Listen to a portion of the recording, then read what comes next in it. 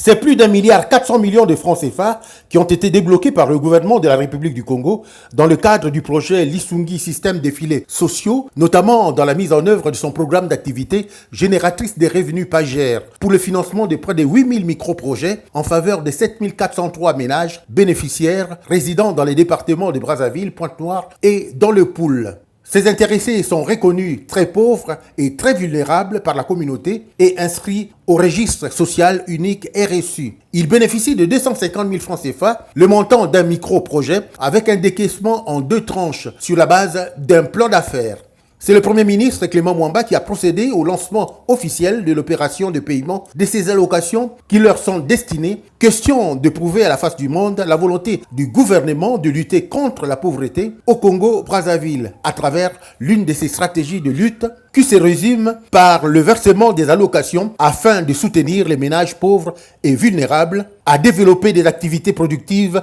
à petite échelle en vue de leur autonomie et à rompre avec la transmission intergénérationnelle de la pauvreté. Cet apport de l'État leur permettra d'investir dans l'une des activités éligibles au PAGER, en l'occurrence les activités agro-pastorales, le petit commerce et dans tout autre métier de service. Cofinancé par l'État congolais, la Banque mondiale et l'Agence française de développement, ce programme est avant tout la concrétisation de la promesse tenue par le chef de l'État congolais lors de son message à la nation le 29 décembre 2018 où il annonçait le financement cette année de 8000 projets génératrices de revenus.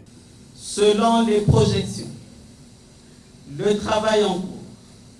les ressources disponibles et la taille des micro-projets éligibles,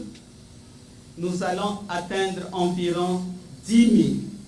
activités génératrices de revenus, largement au-dessus de la cible de 8000 annoncée par le chef de l'État. Relevant tous les secteurs de l'agriculture, de l'élevage, de la pêche, de l'artisanat, des services et du petit commerce.